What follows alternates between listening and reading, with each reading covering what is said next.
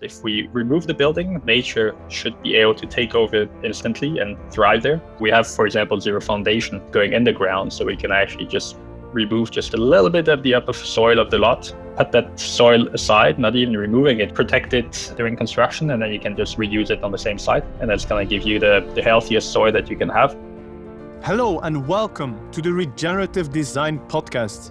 I'm your host, Mathieu Mehuis, and in this show, I interviewed the leading authorities in the world of regenerative practices, people who do good and do well. Are you a person that cares about your environment and our planet?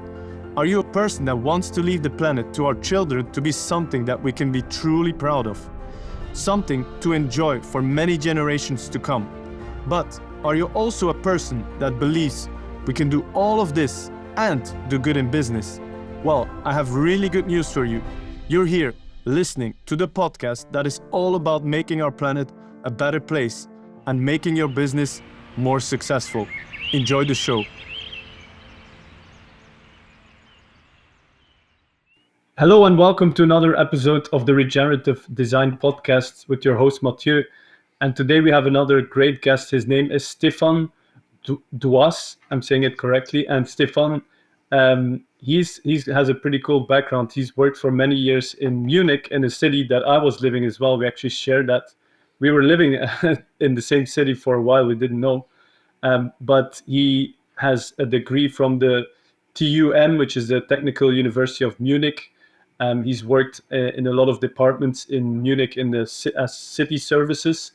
And more recently, he started his own business called Core. And Core is a development company that is focusing on future-proof, healthy and affordable buildings. So it's really based on using natural materials, making it affordable, and also on low-tech solutions to make the housing, specifically in Canada, but probably also globally, better. So Stéphane, welcome to the show. How are you doing today? Thank you very much, Mathieu, for having me here. It's a pleasure, as always, when we exchange. I'm doing good, actually. I'm doing good. Great. So how about you? I'm great as well. Thanks for asking. That's funny. Nobody never asked me in a podcast how I'm doing. So thanks for asking. So I would say let's dive right in. Like we already talked about some cool stuff offline about like being on a mission, being driven, and like having to also enjoy the process. We'll talk more about that today, I have a feeling. But let's first start, like, where did all of this start? How did you get into this? I didn't mention that, but you worked as an architect as well. But how do you get into this passion that you're doing today? You want the long or the short version? We have some time. We have some time. Okay, I'll make it a halfway long, halfway short answer. Yeah, I'm always curious to hear your backstory. Like, as a child, even were you building stuff, and where did all of it originate from? That's a little bit where I'm gonna start then. So interestingly, you were talking about the purpose and the process and how to get there, and having a bigger mission as well. And as a kid, I ended up being passionate about fire services. So I did enroll very early on. In France, there's something like junior fire services. It starts at the age of 12, and then at the age of 16, you transition to active duty. So you have 4 years of training, and then at 16, you can go out on calls. And I started that with that idea to help others and to be a contribution for the better in France. So I did that while I was still it would be high school, I guess. And then also throughout my studies, and I stayed a volunteer fireman for almost 20 years. And that's pretty cool. What I realized, you had a childhood dream of being a firefighter, and you actually realized that many kids have that dream, but not so much, which is pretty cool. Yeah, I got stuck with it. Awesome. And the thing is, actually, in France, so I was on at the station that had quite a bit of social housing, and we had around 70% of the area I was responsible with, or the station was responsible for, was social housing, so very weak economical, social background.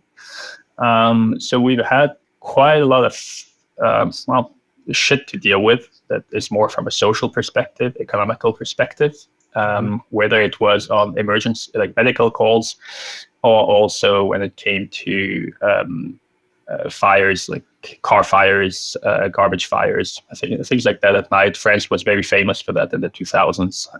I don't, maybe you might recall, there would be like a count of how many cars were burnt on New Year's Eve, for example. And then they realized whenever they would give a number of cars burned per city, that would actually increase the numbers for the next year, because it turned into a competition between all the different cities. So actually they stopped doing that. Anyway, I'm getting lost there. What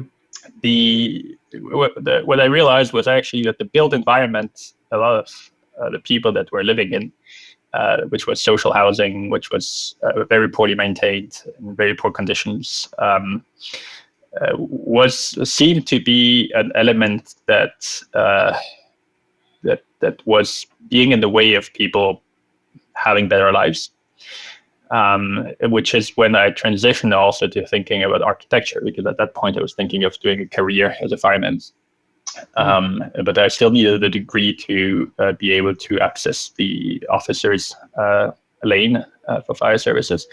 And so I looked into architecture studies, knowing also a fireman that was also an architecture student, actually. And then I looked into that and hoped, it's a little bit this idea that architects or architecture students have, that by designing buildings, designing the world, you can improve the world for everyone. And that was also naive. It's a second realization then later on the job that, well, technically you're not necessarily the one making the decisions, because you're not the one paying. You're not, for public projects, you're not the political power. So I moved on trying to be on the client side of things, which I did. I did work then for infrastructure projects, as you mentioned.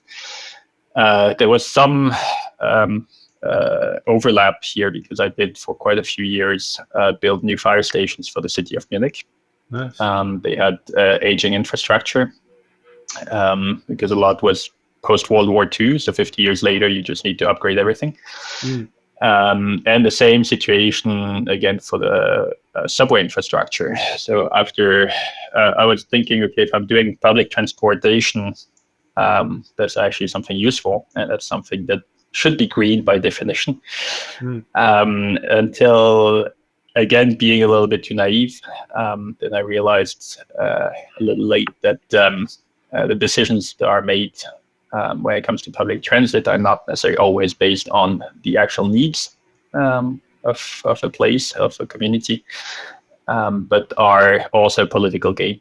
So if this base of voters get in that neighborhood get this, then this base of voters in that other neighborhood will get this. So there were like some sort of trades like that. So you're committing then the city is actually committing everyone to build, for example, subway line extensions into places that don't necessarily require them, because they already have a high level of service. And yeah, that's a lot of CO2 emissions. There's a lot of sand that needs to come from somewhere. There's a lot of steel. There's a lot of so you're thinking you're doing something right, but you're realizing that that the system doesn't necessarily allow you to do the things right as it should be. So that was also. It's very similar to my story when I was in Munich. I just want to jump in because it's so similar. I was working also around the same time as a landscape architect with a sort of bigger mission, but then it's so bureaucratic and so stuck in systems where you can hardly be creative. And I still enjoyed it because it was a great experience to work on the German level of engineering. Like I learned a lot. And yeah, but I understand that. And at the same time, I have to say the subway station or subway system of Munich, I think, is one of the best in the world as far as from my personal experience. I loved it because you could get everywhere. And it was, very on time, you would say. Yeah. It takes no time indeed to ride the subway and to get places.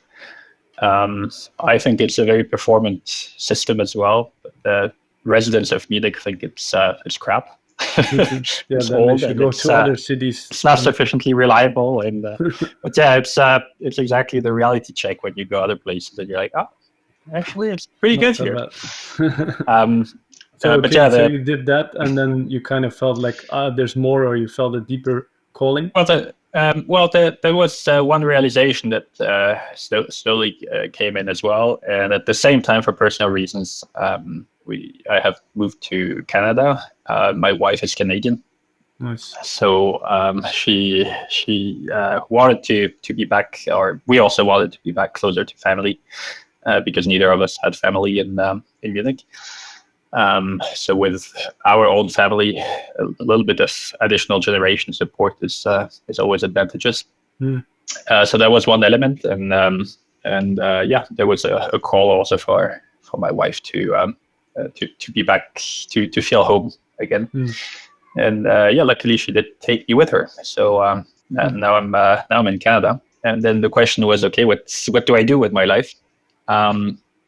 And realizing, okay, well, you're doing public transportation, it's not really solving the problems, because you're also working on projects that have spans of 20 years, something like that, and you're working based on data that is old by definition, to assess whether or not something is needed. You're making decisions that are that have very long reach in time, but are not even thinking ahead of what's coming towards us when it comes to climate change, and all the consequences that it will have on infrastructure and where people can live, etc. So you're actually working towards obsolete infrastructure before it's even done. It might sound a bit harsh. Very sorry if anyone working in the field thinks is hurt by that.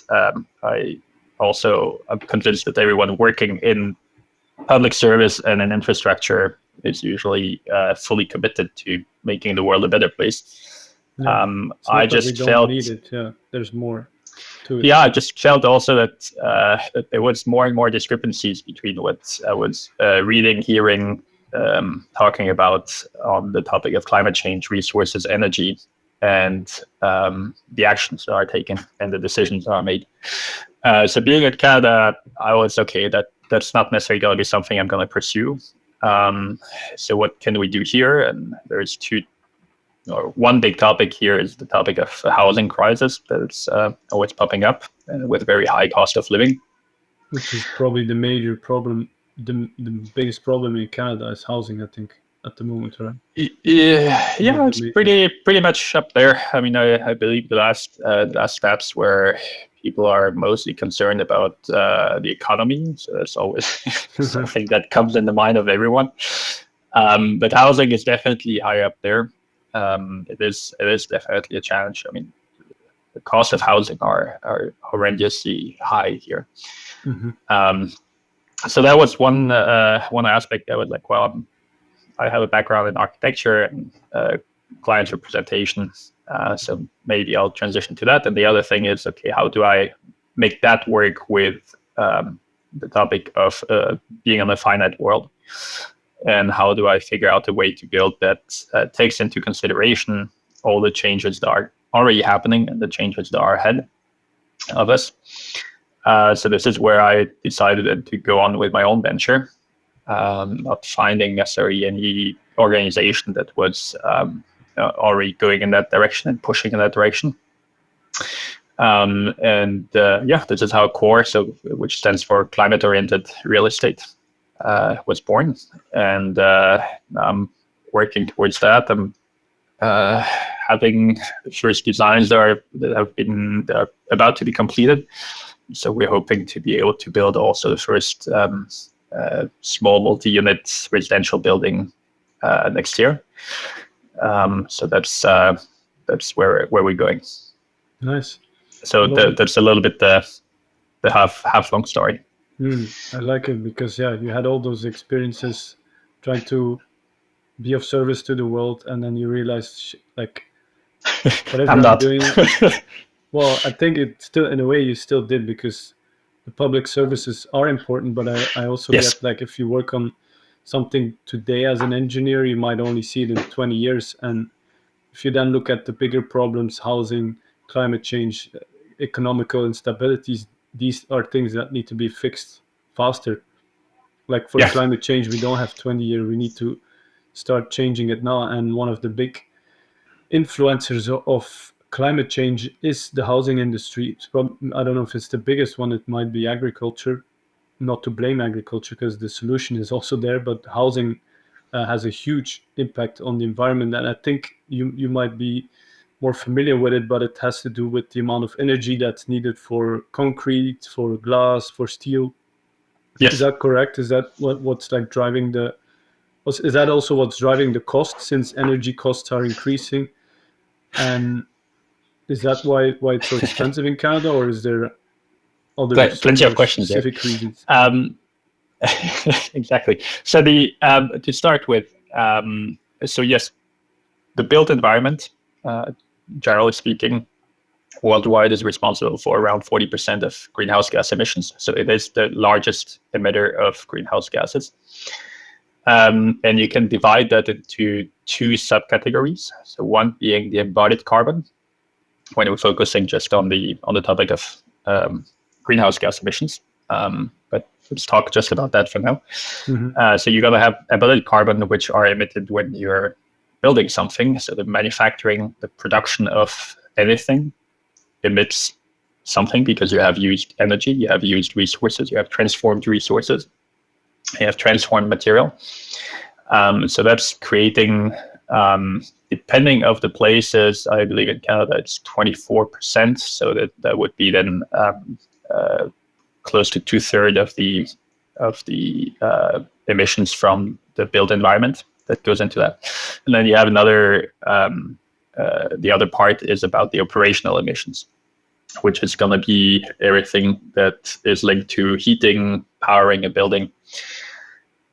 So that's the other thing. Construction, and the other one is in the actual usage of the building, the operations of the building. Exactly. So you have these two elements. So whatever decisions you're also making now, you're gonna have a consequence on the emissions instantly, plus one that is a legacy or legacy emissions based on the decisions you're making right now.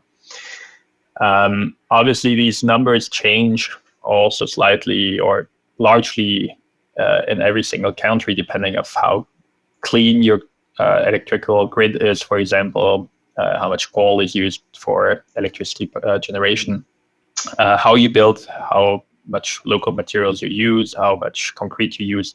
Some countries are a lot more prone to using concrete for every single type of building. North America is very much into lumber for everything that is like 3 up to 6 stories, something like that. That's crazy, yeah. So it changes a little bit regionally what the numbers will be, but generally speaking, 40% of greenhouse gas emissions worldwide, built environment. So we're the biggest one, and the other one is also we're one of the dirtiest or most wasteful industry at the same time. I believe, if I remember correctly, 30% of the global waste every year comes actually from the built environment. Oh. So that's also renovations, demolitions. Yeah, actually, even building. Like if you go by a construction site and you look, they're gonna have bins somewhere where they just toss away stuff that has not even been used, which has just been cut on site. So there is a lot of manual labor, especially in North America, compared to Europe, not comparing to the rest of the world. And that leads actually to also very high inefficiencies and a high waste of material in the process. And that must affect the price as well, since it's not that efficient. Yeah, exactly. So this is also what I'm convinced about, and that's also my experience, for example, in subway construction and other type of construction. Actually, the process is key. So everyone is always trying to find one object, one software, one thing that is going to solve it all, and all of a sudden we have everything under control. But in the end, it's just about caring about the process and trying to find each step and trying to find the efficiencies in there. Because usually people know what to do, like the engineers, the consultants, the architects, the trades, everyone involved know their part of the job, but getting everyone to do the right thing at the right time and making and leveraging the capacity of each of them at the right time in the value chain. My experience and also what I'm finding here and what I'm curious to experiment further here is that this is where you're going to leverage most of it. So right now, for example, there's a big trend towards prefabrication and factories for building housing. The issue that is often not talked about and that's seen as like the object and the way to solve all the problems, building a big factory and then like cars, you can produce houses. The issue that a factory like that is going to be a ticket of 50 billion, something like that. And that's often also with investor money. And that money wants to be paid for with 10-15% of interest. And then that means that your production line, before it's even producing any building, is already owning money to someone else just to have the factory. So you're creating the next inefficiency in it, in the fact that you're creating another element in the value chain that requires also more money. Some might argue that you can reallocate some of the costs because you're faster downstream in assembling, so you have less bearing costs in the project. But I think my approach is to do a combination of partly prefab without the need for a factory and on-site, and trying to combine the ideal quantity of both. And slowly upgrade as well the production side of things to gain efficiency bit by bit. Anyway, going further away as well. No, it sounds very interesting, and I think I want to even dissect a little bit more the problem statement. So from what I've understood so far, the main driving force for high cost of living in Canada, I think, well, first of all, I think it's because there's a high demand. There's huge amount of immigration, which obviously drives higher demand means higher prices. But on the building side, which you're influencing, it's mostly the inefficiency in materials, the wastefulness in resources. What other aspects and the value chain that's not very well put together, it sounds like. And that's where I love that, because that's where your German efficiency from working in Munich comes in. Let's see how that turns out. You're adding it should some have some effect. You're pressurizing me to success now. Actually the biggest, in my opinion, the biggest issue here is not even the inefficiencies in the process. It's actually the inefficiency of land allocation.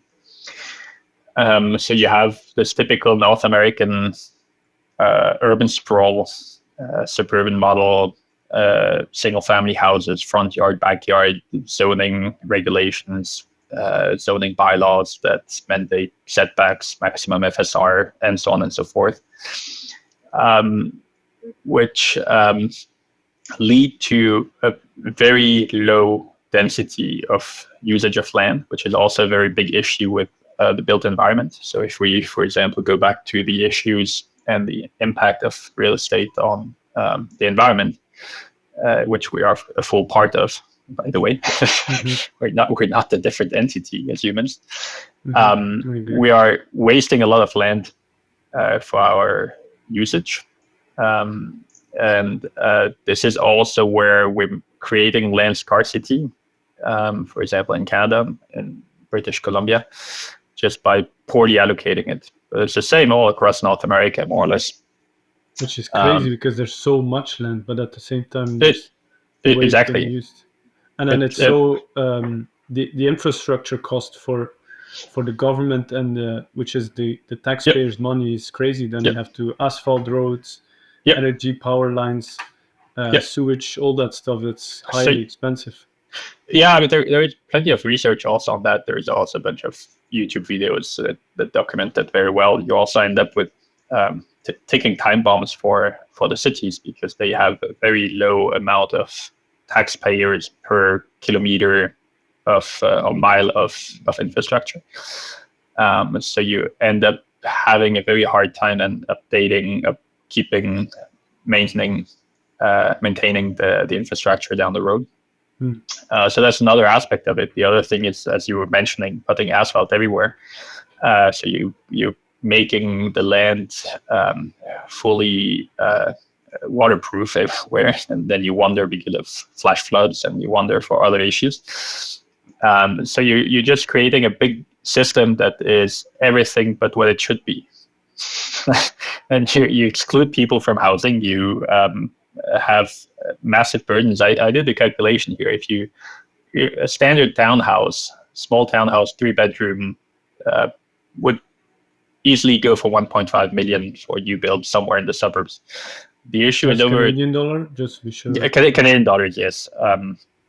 And if the issue is actually if you consider the cost of ownership / also the implied cost of transportation, which then is going to be 2 cars over the course of 25 years, you're going to have to spend 2.7 million over these 25 years to actually end up with an asset of 1.5. Hoping. Wait, say that again. I missed that because maybe you're going to have to spend 2.7 million in total to actually have an asset of 1.5 million. What?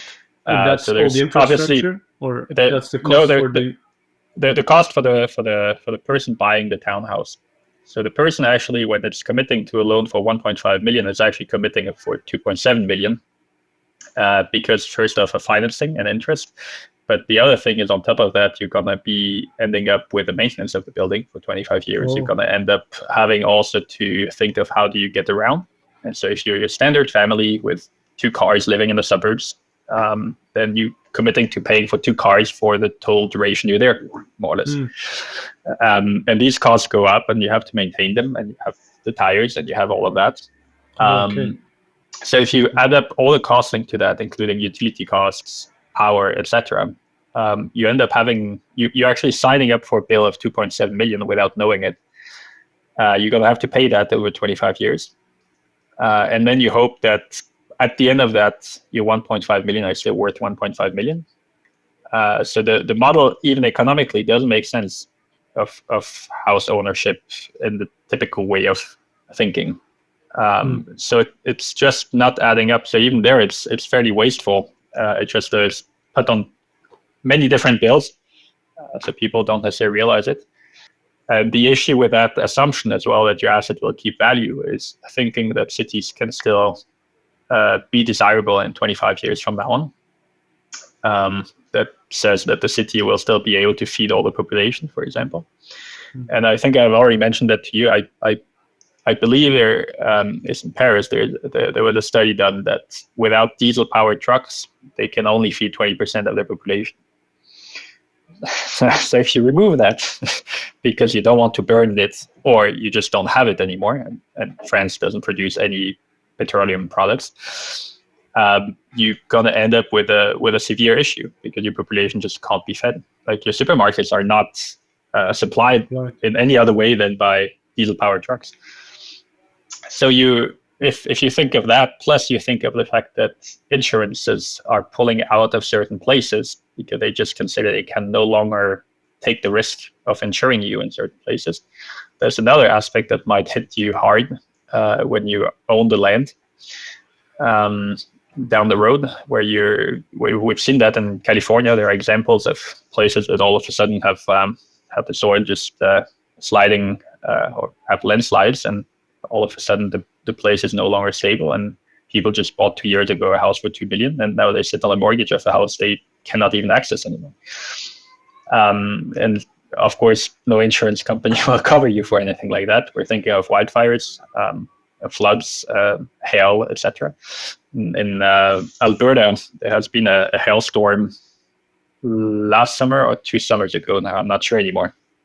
But that hailstorm did so much damage on the properties that now all the trades have 3 years of work order to repair the buildings. So the prices are obviously also going up, and the insurance companies are not even compensating for the actual price of the damage, because they're just compensating for the price of damage minus depreciation. So therefore, people have to pay for the gap and hope in the upcoming 3 years that they're not having another hailstorm or another issue. I'm laughing not because it's funny by itself, but it's just it's like a system that just doesn't work at all. So you're ending up actually a bunch of resilience is a massive, that most housing are not climate change resilient. Yeah, and that is actually that's the one thing that people start noticing, and I know, for example, also on another climate change resiliency topic, I know someone who who has a company in Florida, and they're based where it's very prone to have these tropical storms coming and hitting, and their employees are actually leaving. So he's losing knowledge. He's losing people that worked for him because people can no longer afford the houses that cost $200,000 US. But the insurance premium went to $40,000 a year.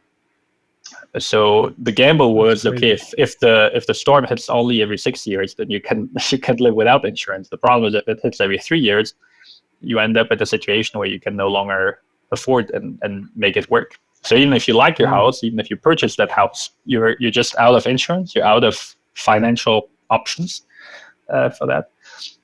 So this is where the madness of land usage and the economical model that is attached to it, to circle back to the original point, is just running out of time. So this is where core, for example, comes in. So we're looking also to have buildings that are very robust, starting from the seismic side of things, as well as the facades and being easy to replace, to maintain, but also being able to fully dismantle the building and rebuild it somewhere else. Because my feeling is that land value is going to start to be a gamble. Like, so far, the idea was always that land value is an evergreen and is something that is steady. So my idea is that land value will shift to being a gamble, and therefore your building needs to be the one thing that retains value and that you can reuse. So that's why we're also thinking of having these small multi-unit buildings that can be fully dismantled and rebuilt somewhere else. Yeah.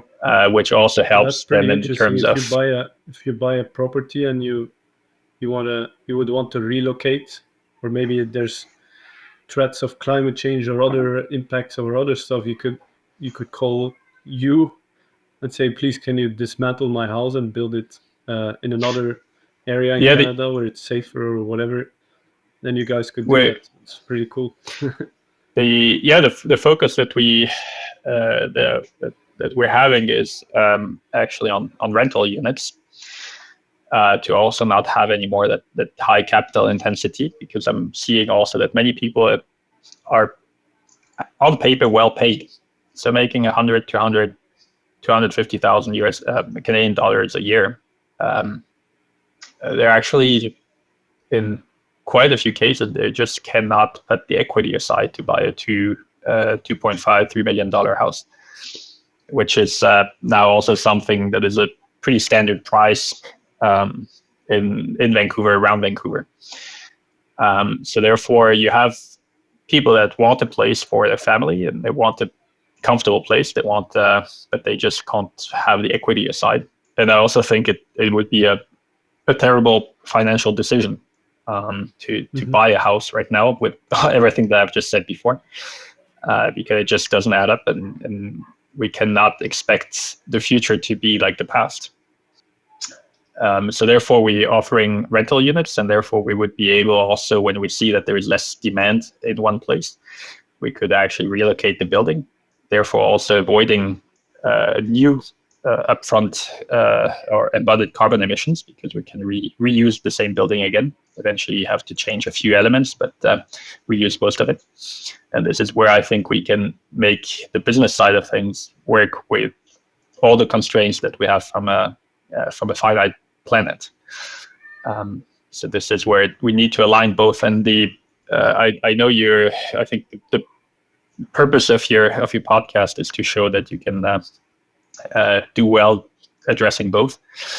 I would even go a little further, like to do well in business down the road, or like from now on, you need to consider these elements. The fact that you have limited supply of energy, you have limited supply of resources, and you have just a certain amount of pollution, whatever it is, microplastic, greenhouse gases, every byproduct of any production that we have on the planet that can be released, whether in the biosphere, whether it's in the air, whether it's in the water, in the soil.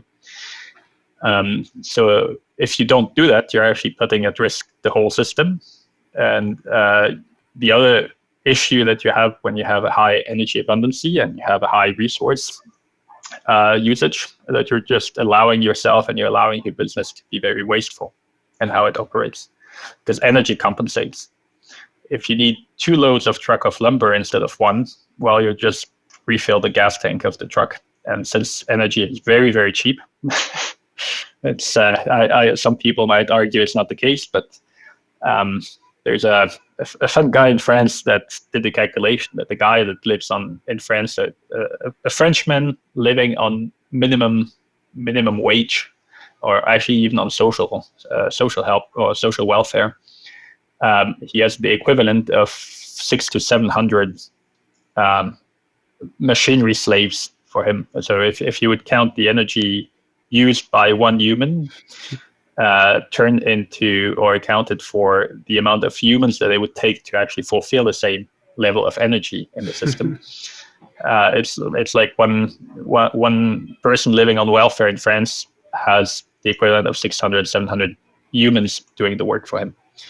That's crazy. And you might know the video. That there was a video like 10 years ago, I think, of a pro cycling guy that was pedaling to make toast, and he was really pushing the limit to be able to get toast.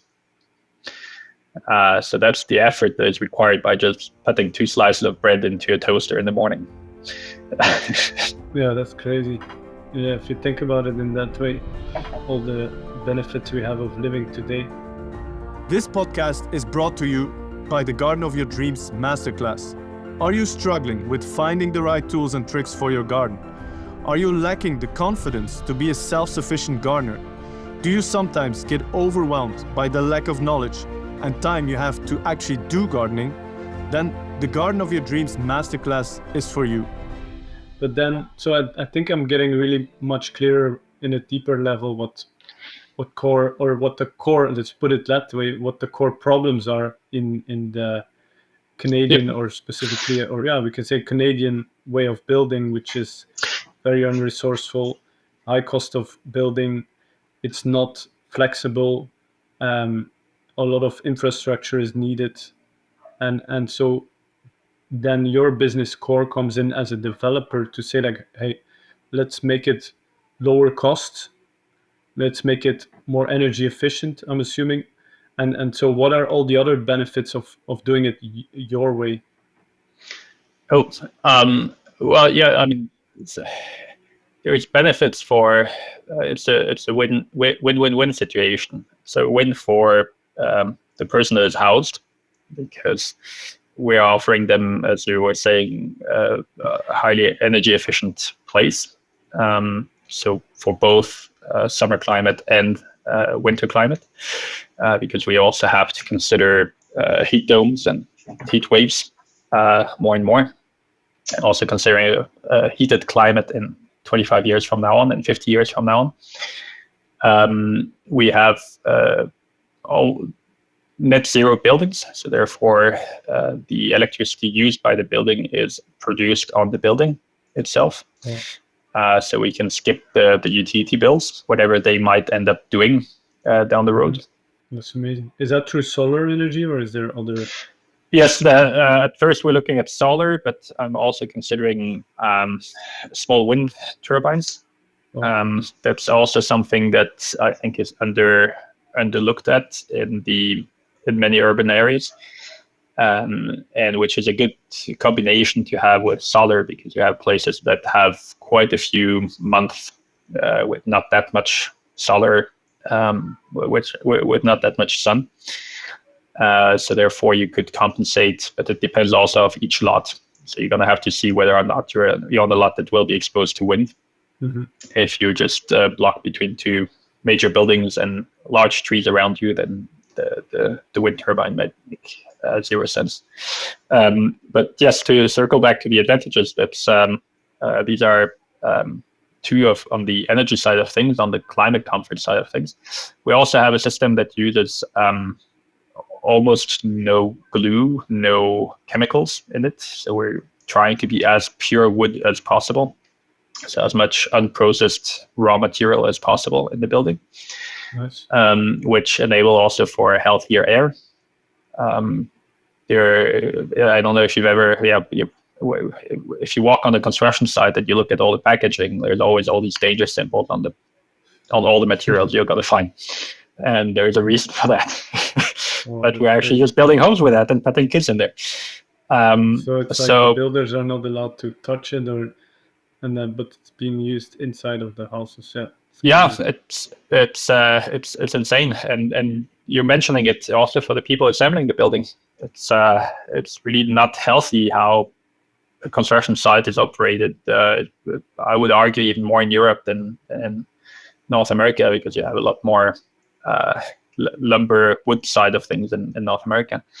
So the healthy aspect also of air and not being exposed to chemicals constantly when you're inside, and you do spend a lot of time inside, just thinking about the time you spend sleeping. So these are some of the benefits of that. We also reduce the maintenance cost, and we optimize actually for that. So and that's the approach of low-tech, high performance, reducing everything that can break to the bare minimum, and trying to communalize also these elements by having these small multi-unit buildings. This is where land efficiency also is increased. We have more and more places around North America that allow for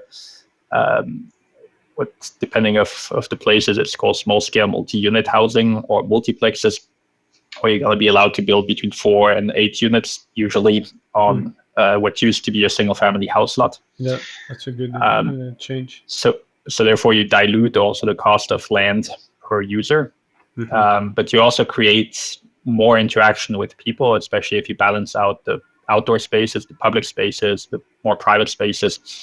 This is also where landscaping comes into play.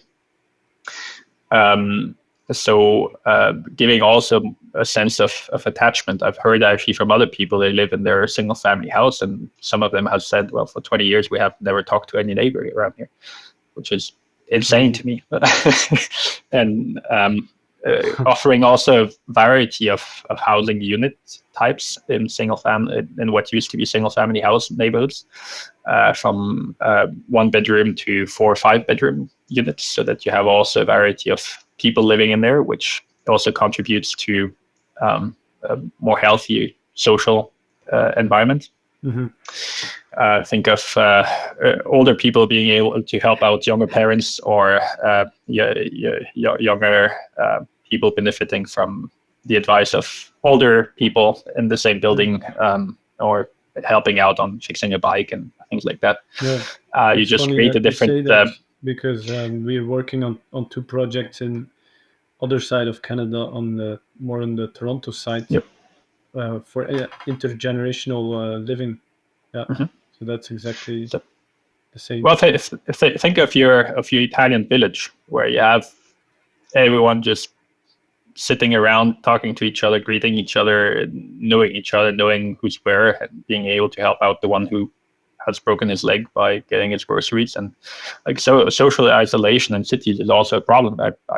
I've had that numerous times in France as a fireman, or in Germany as well, for that fact. Welfare checks on people were one of the biggest number of calls we were having. So looking if someone is still alive in the building, and more often than you would think, people would be gone or be unseen for weeks before anyone would care. So that's another aspect also. The social aspect of housing, and the social aspect of a place is also a win for the people living there. On the wind side for the environment, I mean, we have the first design we have here, and we're still very rough. We already have 4 times less embodied carbon than the typical building here. 4 times. That's amazing. 4 times less, and yet we haven't even pushed really that deep and that far in detail. So I'm pretty convinced we can even look further. And there are tricks that we can do. We have, for example, zero foundation going in the ground, so we can actually just remove just a little bit of the upper soil of the lot, put that soil aside, not even removing it from the place. And the landscape architect was already telling, well, you just put you just nurture the soil, protect it during construction, and then you can just reuse it on the same site, and that's going to give you the healthiest soil that you can have. And you're not even wasting time and money and energy on truck loads going in and out. And that's a big one.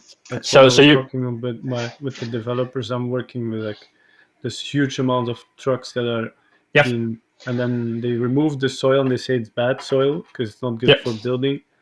They dump it somewhere, and then when the construction is over, they come in with new trucks of good soil, which is not even that good, whereas they could have kept using the same soil. Yeah, and you pay for the transportation of that, you pay for getting rid of it, and you pay for getting new one. 3, 4, 1, 2, 3, 4 times you pay. And you're just doing that because you have cheap energy to fill up the diesel truck. Yeah. If you wouldn't have that, you wouldn't even have the idea of doing it. No. Because you would just, I mean, it would take an army of Roman or Egyptian slaves to be able to move that. That's crazy. So even considering these small details for the environment, and the idea behind the project is, if we remove the building, the moment we remove the building, nature should be able to take over the piece of land instantly and thrive there. Mm-hmm. So it's about having as little impact into the soil and into the greens, and supporting also the greens around it. Yeah. By making it resilient, by being able to absorb a lot of rainwater, keeping the air as cool as possible, as long as possible by itself, which also benefits the people living there. Because if you reduce the temperature just by the greens and by the ability of the soil to retain water, you're making it a better place for the people that live there. So that's also less maintenance cost. That's also less utility cost or energy usage down the road. Mm-hmm. So you can just combine many things, and then obviously it's also about the material we're using. So mass timber, wood fiber insulation, wood cladding. We have to use some non-combustible material because of code, for example, here and there. But then we're going for material that we think will last at least 50 to 100 years, so that we have a very long usage of that material. Mm-hmm. So therefore, reducing the embodied carbon emissions, so the emissions we're going to release immediately in the atmosphere, and also reducing the operational emissions, both by reducing the amount of maintenance that is needed. And every time you use, for example, a coating like paint, something as stupid as paint, every liter of paint that you use is between somewhere 1.7 and 4.3 kilograms of CO2 emissions. So applying paint in a building, and it is not accounted for yet in Canada in life cycle assessment. So people paint and it's not appearing on any paper,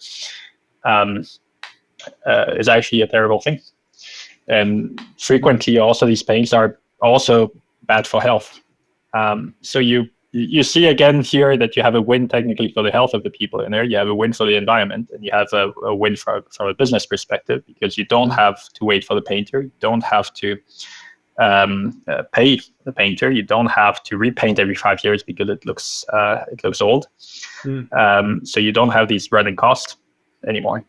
I love that. I think it's very interesting once you get into and that's the big realizations I had as well a couple of years ago, when you're getting into regenerative design and being resourceful and thinking things through rather than just doing it.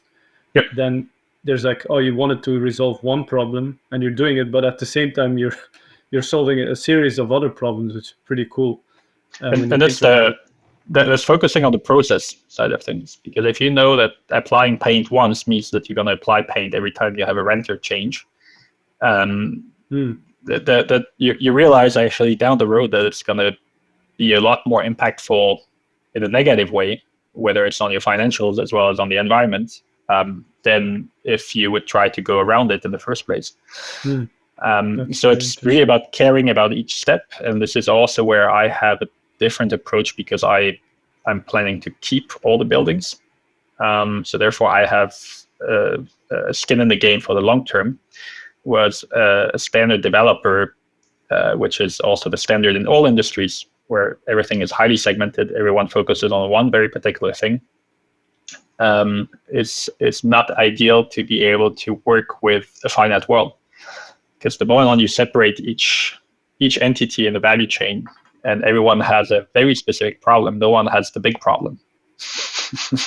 No. So the issue with a high energy world, which is or a high energy abundancy world, which is the world where you're currently exiting, but which has been the world of the last 100 years, that because you have more energy, you can have more specialization.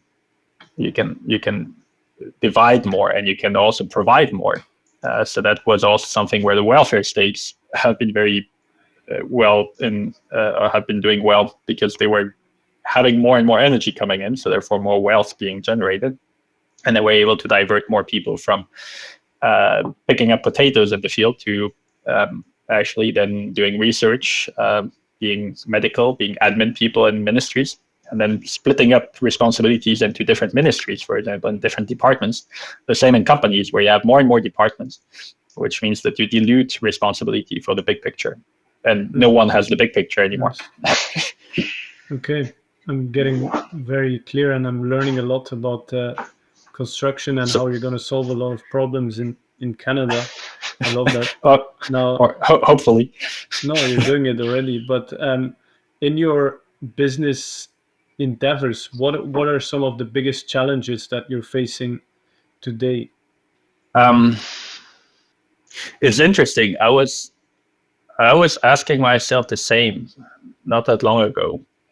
Working on the business plan and reviewing that again, and I was trying to figure out what are the hurdles, and I'm actually not perceiving a hurdle just yet.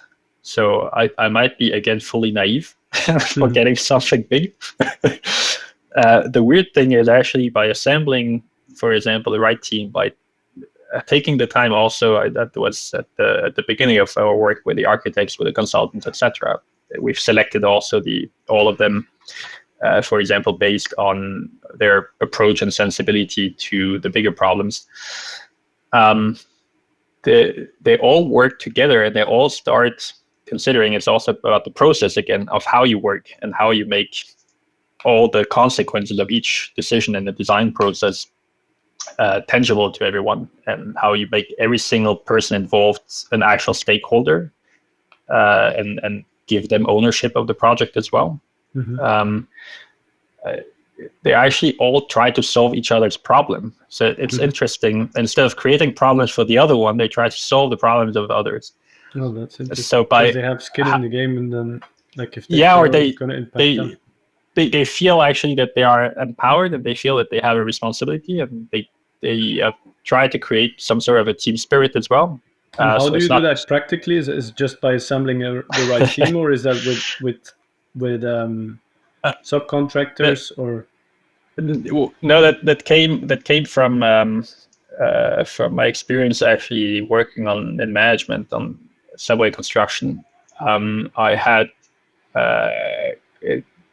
quite a few architects and engineers working in my unit, in my business unit, and I was realizing that they were all struggling also in getting through with the projects, and understanding what the bigger picture is, what the responsibility was, where they had freedom to act, where they could also feel that they had a responsibility and an ownership in it, and also satisfaction of getting things done and moving forward, and creating a sense of not being just one guy pushing everything and trying to make that insane effort to get the project done, but to empower them to work as teams. So that was a whole process before. I think that could be a whole other hour of discussion on how to organize teams and federate that and federate the effort.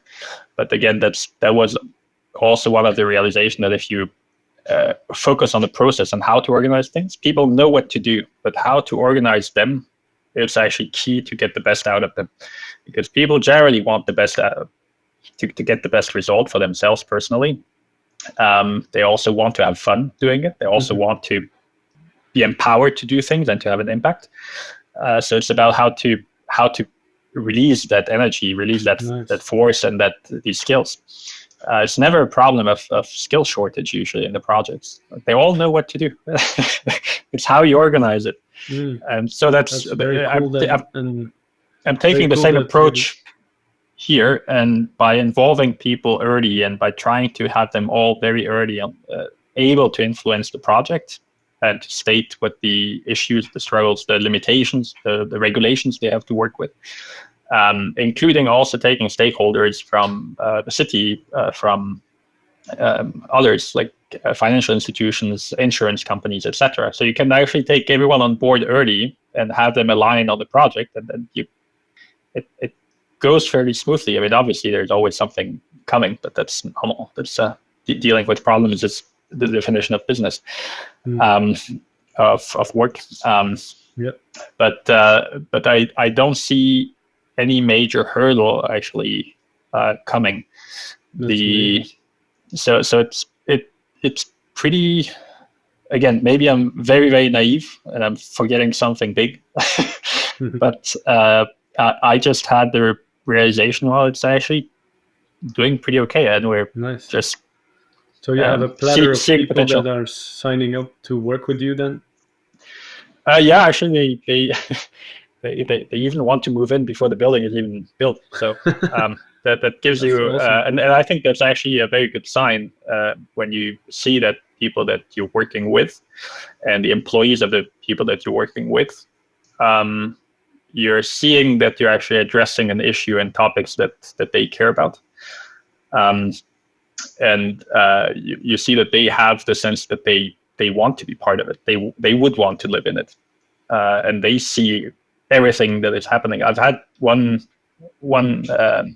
of the trades, because I take actually the trades on already in the design phase very early on, to make sure that actually the how to build it in detail is already accounted for in the very early design, to avoid also stupid iterations of design feedback and then realizing the builder cannot do it, and the person that actually assembles the screws can do it. And so that guy actually, in the one of the first meetings we've had, he was explaining that he's been waiting for that project for 25 years.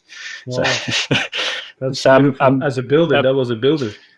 Yeah, he is. I mean, he's a mass timber. That's so cool. Supplier. He is the mass timber supplier for us. So I have a feeling that like it's also becoming then kind of like a IKEA way of building. I don't know, not as like a homeowner could build his own house, but at least for the construction companies, it's like super clear. This is step 1, step 2. Do this, put that screw there, because I feel that many constructions get hung up on like, okay, we have a plan, but it's not actually as detailed as we want it, and there's a ton of mistakes, so we have to like improvise or fix it on site or come up with some plastic to seal stuff quickly because we don't have time and we don't want to bother the client with saying that it's not buildable, so they just make quick fixes, and those are then things that in 5, 10, 20 years become also problems. Yeah, that's the thing in the whole. If you consider the whole value chain and you try to get the right information to the right person at the right time and involve them at the right moment, you realize that not everyone can know everything and not everyone can think of everything. So it's crucial to have them there, and indeed that enables then the person, for example, the architect, and also, for example, the associates of the architect who are potentially fairly young, recently out of school, which is totally fine. Everyone was there. They have skills they bring in, but they cannot exactly know what the 25-year-old tradesman knows from experience, and he knows the issue he's going to have to put the screw exactly in that corner. which the architect is just like, well, he just put screws, but he knows, well, I need the space for my machine, and I need then the space for the screw to get in, and I need so by having that, then you can push the thing further by having some sort of prefabrication and by having some sort of modularity, and going into that idea, as you're saying, using an IKEA type of approach of easy to assemble. Thinking also of disassembling it, that's the next thing. So how can you get it together, but how can you get it disassembled again, and maybe use better it again than IKEA, because usually with exactly IKEA, disassembling IKEA is not possible. it's hard, and then you reassemble it and it just like wiggles. You can do it once, and then after that it's over. And ideally we're able to do it more than once. Not that I want to move the buildings constantly, but if we think that we need to have whatever emissions we have right now, we need to have them for as long as possible, or make use of what has caused these emissions for as long as possible. Even for recycling, whatever, and sometime in the future, hopefully it's around 100 years or longer, the buildings are going to be outdated. So then getting them separated, that's so we for example, not construction is unrecyclable. We're not using any glues. Mostly, I mean, we have to use a little bit of tape here and there, for example, for windows and things like that. But most of the elements are actually put together in a way that they can be taken apart again. So that was also another experience I had on the subway. As a representative of owner operator of the subway for construction, we would spend every year millions of our budget to get rid of the dirty stuff from 50 years ago.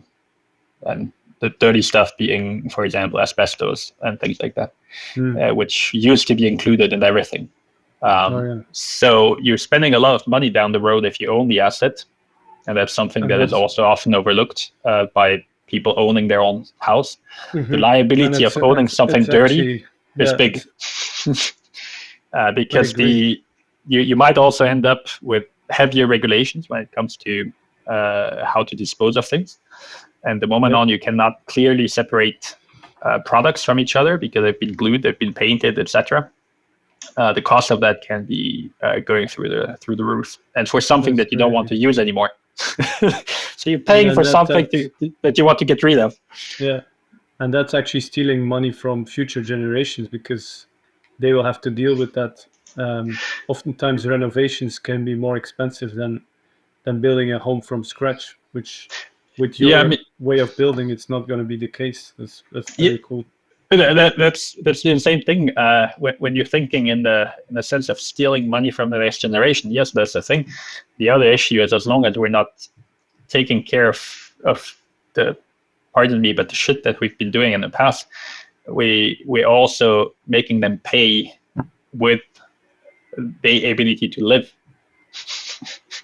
So not only financially, but actually with the ability just to live, to have air, to have water, to not have microplastic everywhere, to not have soils that cannot do anything anymore, to live in temperatures that are a match to the temperatures that a human can live in. So it's a double effect. The financial thing, which I mean, the economical side of things is a purely man-made, arbitrary system. The environmental reality, the physical, chemical reality of life is the other thing. Yeah, that's very interesting. I think I'm really excited about. Well, I'm not thinking. I'm very sure. I'm very excited about your work, and it's so cool to hear that people across all kinds of industries, just like the building industry, are stepping it up and changing the way we used to think that things are being done and not even questioning them. And then you have like a fresh mind like you, who has experience from living in Germany, working in projects there and having a new fresh look on things. And hey guys, why are we doing that? Like, oh, we've been doing it forever like that. Yeah, but let's get to like the reality, and there's better ways to do it. So there's a lot of things that people want to change. people want to change, but they usually don't feel empowered to change. So that's true. that's my feeling. That's a very good point. Very good point. And then just before we start wrapping it up on we didn't talk much about it, but on a personal level, like how as an entrepreneur, a regenerative entrepreneur, how do you keep yourself going? Because there's probably obstacles that you have overcome, but what like keeps you driving to keep pushing forward? I mean, it's very simple. You can't give up. I mean, if you give up, then that's it. I mean, the issue we're facing, that we're facing, or the issues we're facing, are bigger than us. And I believe that I am in a privileged situation. I don't have to run 10K or make my kid run 10K to get drinkable water or fresh water every day. I don't have to deal with struggle on a daily basis. So I think the only reasonable thing then to do with your time is to try to fix the biggest problems that we have. And one being housing, as you said, and housing issues is a lot of dynamite for a democratic system, I believe, because it's the issue of people feeling outcasted. And the more on a democracy has people feeling outcasted, then it doesn't necessarily go in the right direction. And the other thing is being able to have a planet that is still compatible with life on it, because I mean, life is pretty much amazing. Just the idea that life exists, it's pretty crazy if you think about it. If you've been through the process, for example, of a pregnancy, and not that I have been pregnant, but my wife has been, and you just see that being developing, and you're just like, that's insane. Like, that's insane. That all of that happens automatically. And looking at any other aspect of nature as well. Obviously, humans, baby humans are what is the closest to us.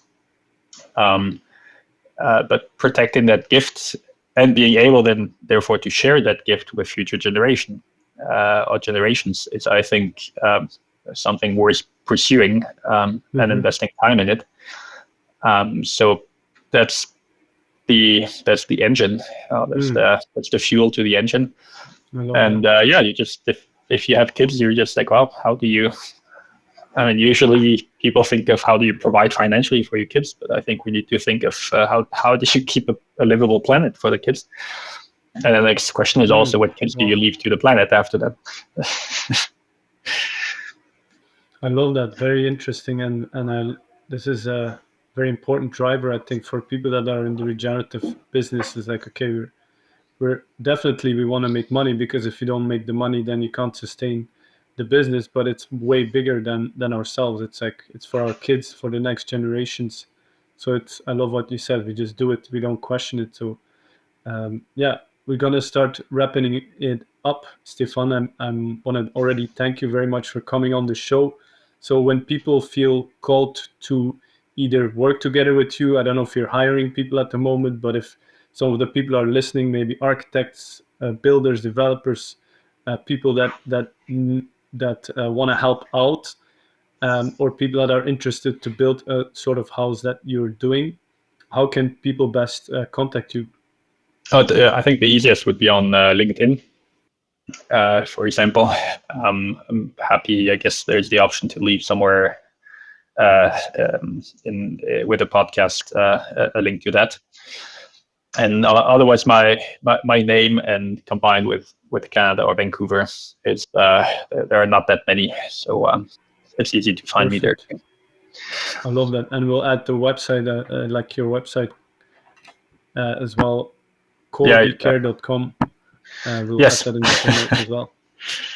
Exactly. Great. All right, Stéphane, any final words before we completely finish it for today? Well, thank you very much, Mathieu, for putting the podcast together. And I've been listening to a few of the podcasts that you've made in the past, and it's always interesting to hear about all the paths of individuals. all going kind of in the same direction, and all with their own touch. And I think that's very important also to do that job. So thank you very much to you. It's my pleasure, and it's just so much fun to meet like-minded people that are changing the world. So it's not even a job for me. All right, Stéphane, thank you very much. Have a lovely day. Take care. Thank you, Mathieu. Take care. Bye.